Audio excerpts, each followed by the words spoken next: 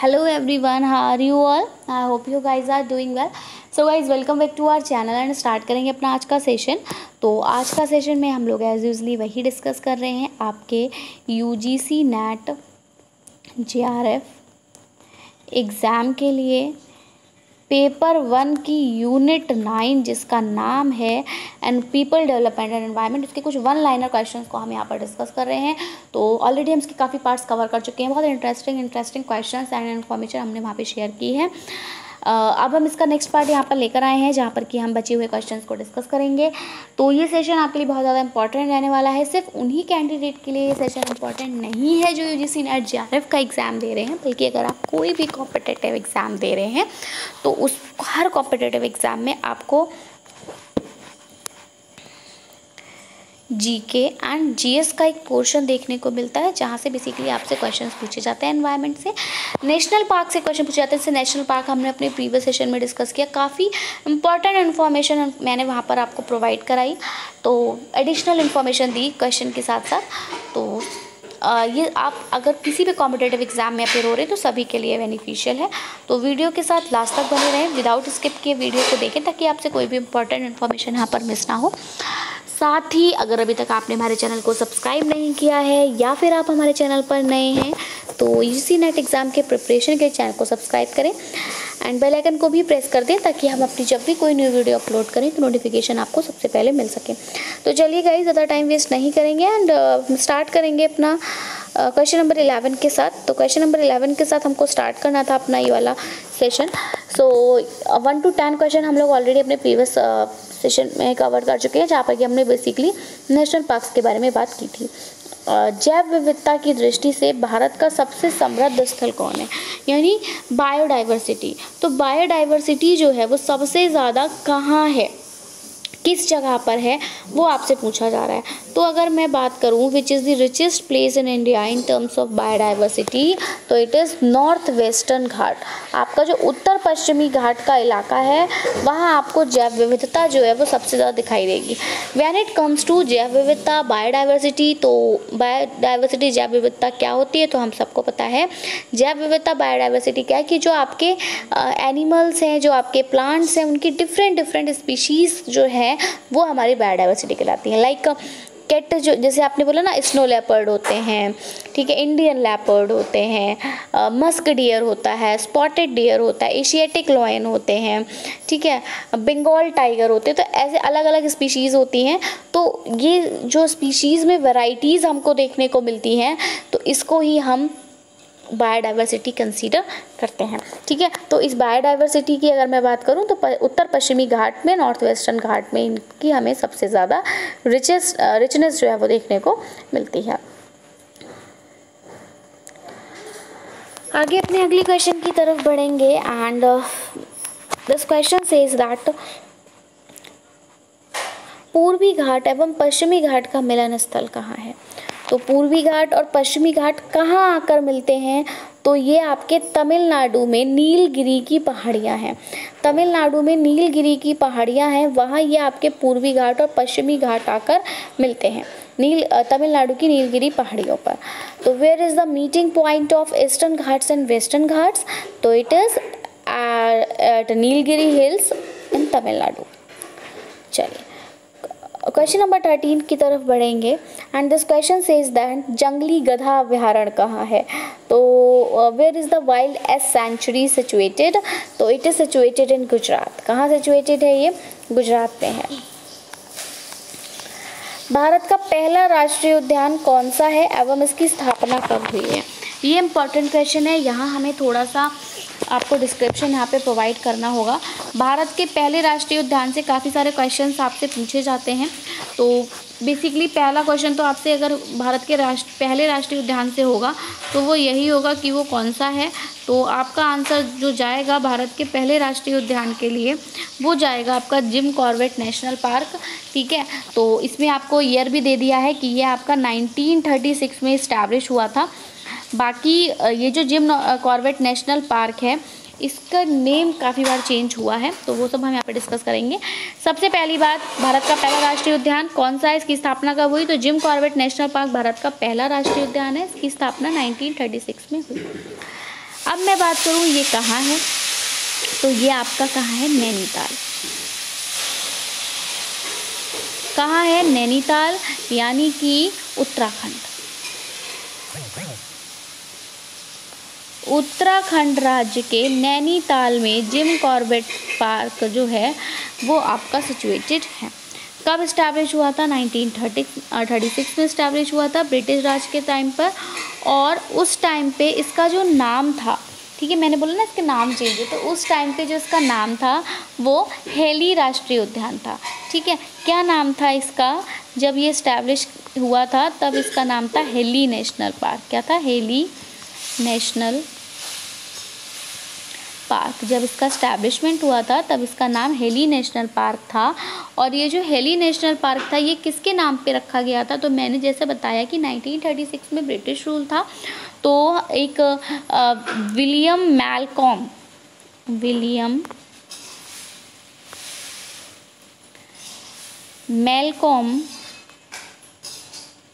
Heli, William Malcolm Hailey थे, Britisher ही थे, ये गवर्नर थे उस टाइम पे यूनाइटेड प्रोविंसेस के, तो उनके नाम पे ये पार्क का नाम रखा गया था।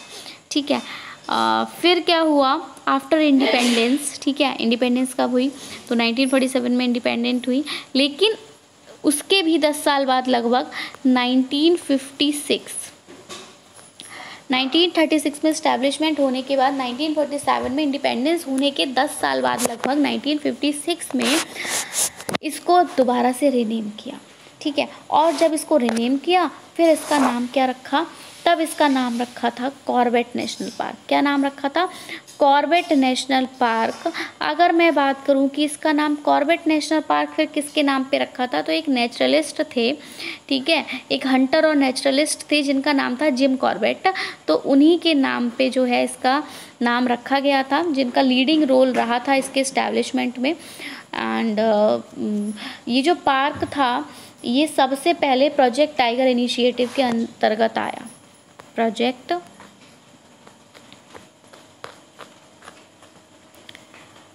टाइगर इनिशिएटिव, तो प्रोजेक्ट टाइगर इनिशिएटिव के अंतर्गत ये आया सबसे पहले। ठीक है, और ये आपका लगभग हम कहेंगे कि 520 kilometre square area of hills cover करता है। ठीक है, और इसमें काफ़ी सारी ग्रासलैंड्स भी हैं, हमारे लार्ज लेक्स भी हैं। ठीक है, बाकी और अगर मैं इसकी बात करूं तो ये जो पार्क है इसमें आपको सब हिमालयन बेल्ट दिखाई देंगी, ठीक है, जो इसकी इकोलॉजिकल कैरेक्टरिस्टिक में आएंगी। और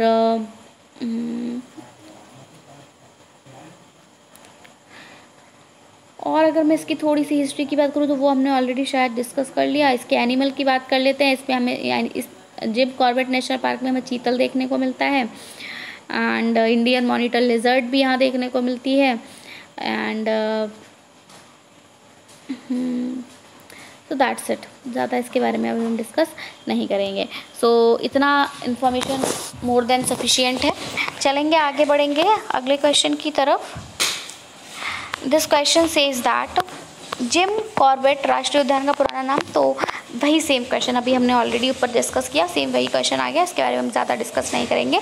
जिम कॉर्बेट राष्ट्रीय उद्यान का जो पहले नाम था वो हेली राष्ट्रीय उद्यान था, और विलियम मेलकॉन हेली जो ब्रिटिशर थे उनके नाम पर इसका नाम रखा गया था, और उसके बाद हमारे जो हंटर नेचुरलिस्ट थे जिम कॉर्बेट, उनके नाम पर इसका कॉर्बेट नेशनल पार्क नाम रख दिया गया। चलिए अगेन क्वेश्चन इज़ फ्रॉम गिर नेशनल पार्क। तो ऑलरेडी इसके बारे में डिस्कस कर लिया है तो और डिस्कस नहीं करेंगे, बट क्वेश्चन क्या पूछा है वो देख लेंगे। तो गिर राष्ट्रीय उद्यान के एशियाई शेरों को रखने के लिए किस राष्ट्रीय उद्यान अभ्यारण्य का चयन किया गया? तो गिर राष्ट्रीय उद्यान के जो एशियाई शेर थे उनको रखने के लिए पालपुर कूनो मध्य प्रदेश उद्यान का जो राष्ट्रीय उद्यान अभ्यारण्य जो था वहाँ उसका चयन किया गया था। Which national park sanctuary has been selected to keep the Asiatic lions of Gir National Park? So it is Palpur Kuno, Madhya Pradesh. Palpur Kuno, Madhya Pradesh. चलेंगे आगे बढ़ेंगे अगले क्वेश्चन की तरफ, देखेंगे सेशन का next question and this question says that विश्व का सबसे बड़ा मैंग्रोव वन कौन सा है। तो विश्व के सबसे बड़े मैंग्रोव वन की अगर हम बात करें तो हम सभी को पता है भारत में पश्चिम बंगाल में आपका सुंदरवन स्थित है और वही सुंदरवन आपका विश्व का सबसे बड़ा मैंग्रोव वन है। आई डोंट थिंक कि इसके बारे में ज़्यादा आपको बताने की ज़रूरत है, सभी को पता है कि विश्व का सबसे बड़ा मैंग्रोव वन हमारा सुंदरवन है जो कि भारत में पश्चिम बंगाल में स्थित है। चलेंगे, which is the largest mangrove forest in the world. Sundarban is located in west Bengal in India. Next now question number 18, Bharat में सर्वाधिक मैंग्रोव वनस्पति ज्वारीय वन कहाँ पाई जाती हैं। तो सबसे ज़्यादा मैंग्रोव वनस्पति भी आपकी कहाँ पाई जाएंगी, सुंदरवन पश्चिम बंगाल में पाई जाएंगी। So where is the maximum mangrove vegetation tidal forest found in India. तो सुंदरवन वेस्ट बंगाल।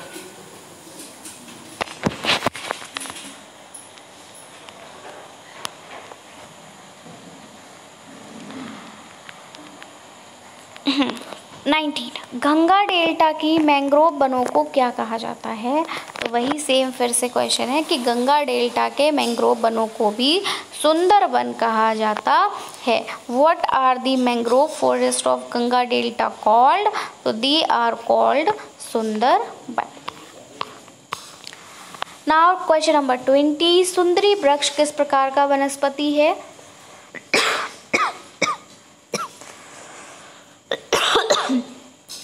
सुंदरी वन आपका मैंग्रोव वनस्पति है। कौन सा वनस्पति, mangrove.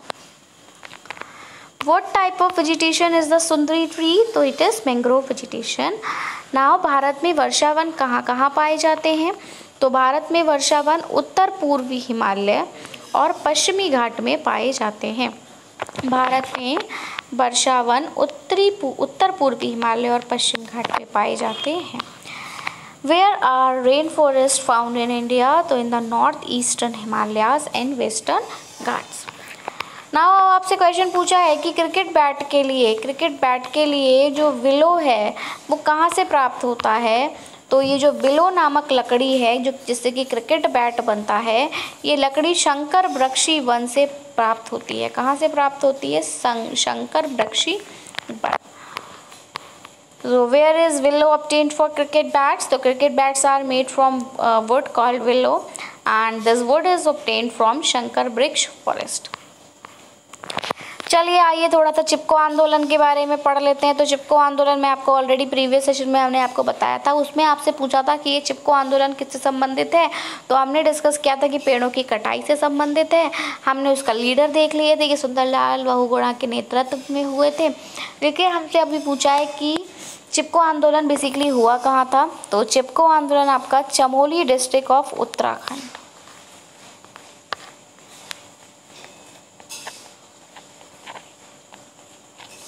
Chamoli district of Uttarakhand में चिपको आंदोलन आपका हुआ था।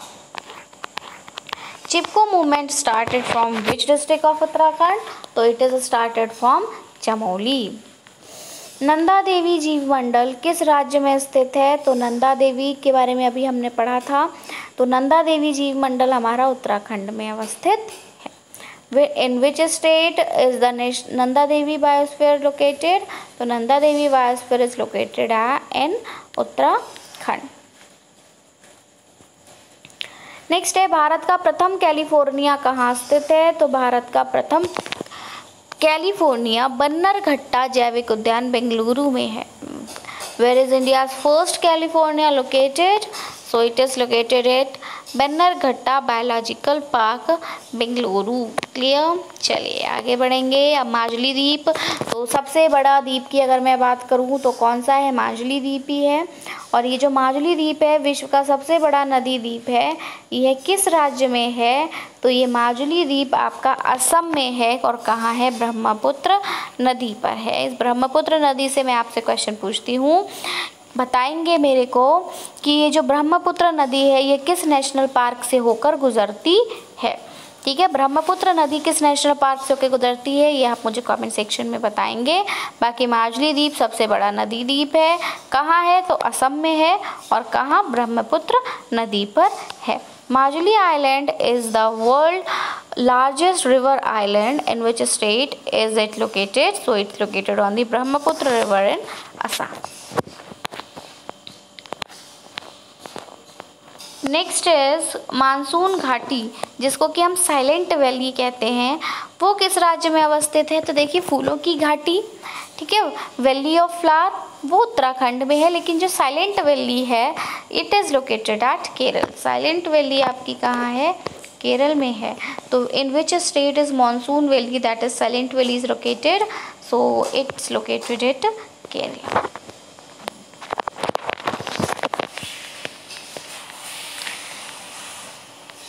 अब भैया दाचीगम अभ्यारण्य की बात आ गई। तो दाचीगम अभ्यारण्य किस जाति के लिए प्रसिद्ध है बेसिकली? तो दाचीगम अभ्यारण्य जो है आपका ये किस जाति के लिए प्रसिद्ध है? तो दाचीगम की सबसे पहले बात करें तो ये आपका जम्मू कश्मीर में है, ठीक है।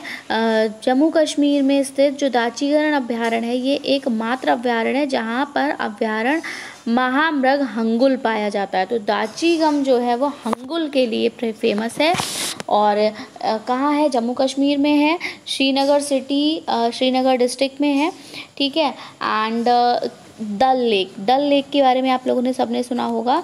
तो ये डल लेक के ईस्ट में है, दाचीगम अभ्यारण्य आपके डल लेक के ईस्ट में है, ठीक है। एंड ये आप लगभग आपका 141 किलोमीटर स्क्वायर का एरिया जो है वो कवर कर रहा है। ये बाकी स्पीशीज़ हमने देख ली कि हंगुल के लिए बहुत ज़्यादा फेमस है, ठीक है, श्रीनगर में है और डल लेक इसके ईस्ट में है, 141 का एरिया कवर कर रहा है। एक बात और देख लेते हैं कि ये जो एरिया है ये प्रोटेक्टेड चल रहा है 1910 से। कब से? 1910 से। और इसकी हिस्ट्री अगर हम देखें तो हिस्ट्री के बारे में ऐसा सच इतना ज़्यादा नहीं है, बट हाँ ये बात याद रखनी है आपको कि यहाँ से झेलम नदी जो है वो बहती है, ठीक है। नदियों की अगर बात करूँ तो झेलम नदी यहाँ से बहती है। बाकी एनिमल हमने हंगुल देख लिया।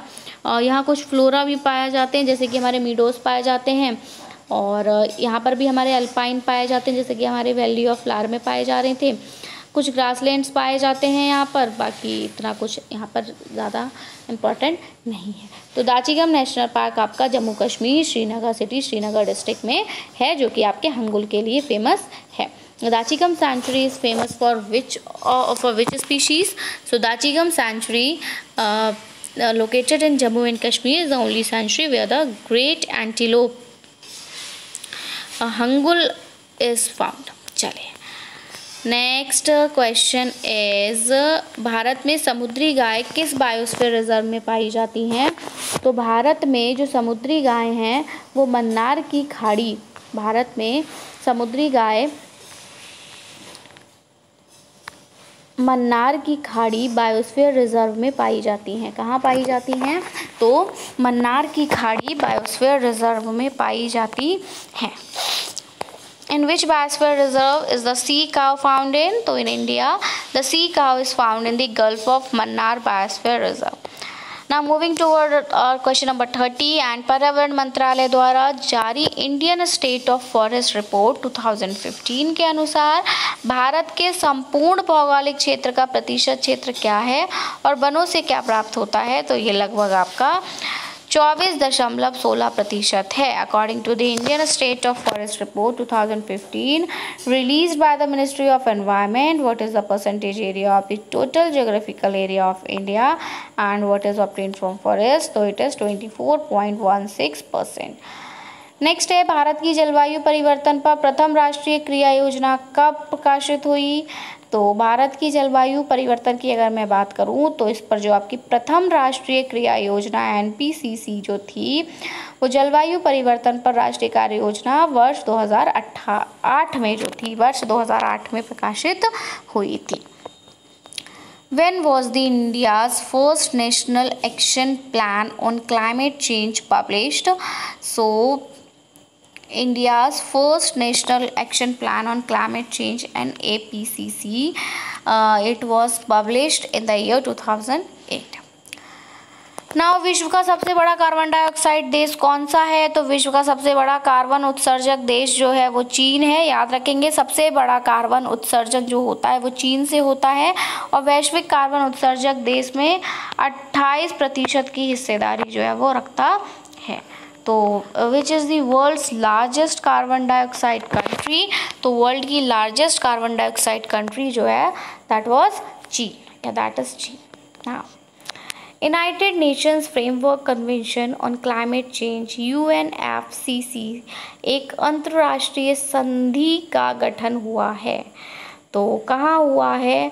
तो रियो डी जेनेरियो में 1992 में संयुक्त राष्ट्र संघ के पर्यावरण एवं विकास सम्मेलन का गठन यहाँ पर किया गया।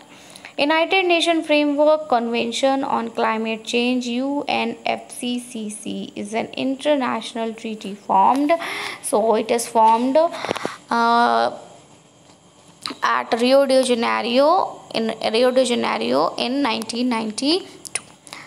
प्रथम पृथ्वी सम्मेलन भी कहाँ हुआ? तो ये भी आपका रियो डी जेनेरियो में हुआ। कब हुआ? 1992 में हुआ। तो where was the first earth summit held? तो पहला अर्थ समिट 1992 में रियो डी जेनेरियो में हुआ। बाकी डॉप्सन यूनिट का उपयोग कहाँ किया जाता है? तो डॉप्सन यूनिट का उपयोग ओजोन परत की गंदगी में किया जाता है। In the depletion of ozone layer Dobson unit is used. हम लोग ऑलरेडी इसको डिस्कस कर चुके हैं। अब हमारा अगला क्वेश्चन है कि विश्व के ग्रीन हाउस गैसों में भारत का प्रमुख स्थान कौन सा है? तो ग्रीन हाउस गैसेस के बारे में हमने ऑलरेडी पढ़ा था कि CFC, carbon dioxide, NO2, methane, ये हमारी ग्रीन हाउस गैसेस हमारे एटमॉस्फेयर में इनका कंसंट्रेशन बढ़ रहा है। ग्रीन हाउस इफेक्ट बढ़ रहा है, इनका कंसंट्रेशन बढ़ने से हमारी अर्थ का टेम्परेचर बढ़ रहा है, जिस वजह से ग्लोबल वार्मिंग हो रही है। तो वही आपसे पूछा है कि विश्व के जो ग्रीन हाउस गैसों में भारत का जो प्रमुख स्थान है वो कौन सा है? तो वो आपका 5वां है। India has a prominent place in the world's green house gases, तो ये आपका 5। नेक्स्ट है कार्बन क्रेडिट की संकल्पना किस सम्मेलन में उपजी? तो ये कार्बन क्रेडिट की संकल्पना क्योटो प्रोटोकॉल 1997 से उद्भूत हुई। In which conference did the concept of carbon credit originate? तो the concept of carbon credit originate from Kyoto Protocol 1997. Clear? So that's all about our session. I hope आपको session पसंद आया होगा। Session पसंद आया हो ज़रूर से लाइक कर दीजिएगा, अपने फ्रेंड्स में वीडियो को शेयर कर दीजिएगा ताकि उनको भी इससे हेल्प मिल सके। बाकी अगर आपकी कोई भी क्वेरी है तो आप हमसे कमेंट सेक्शन में पूछ सकते हैं। आपका कोई सजेशन हो वो हमें कमेंट सेक्शन में दे सकते हैं। That's it from my side. मिलेंगे अपनी नई वीडियो के साथ। Till then take care and bye bye. So thanks for watching. Thanks, have a nice day.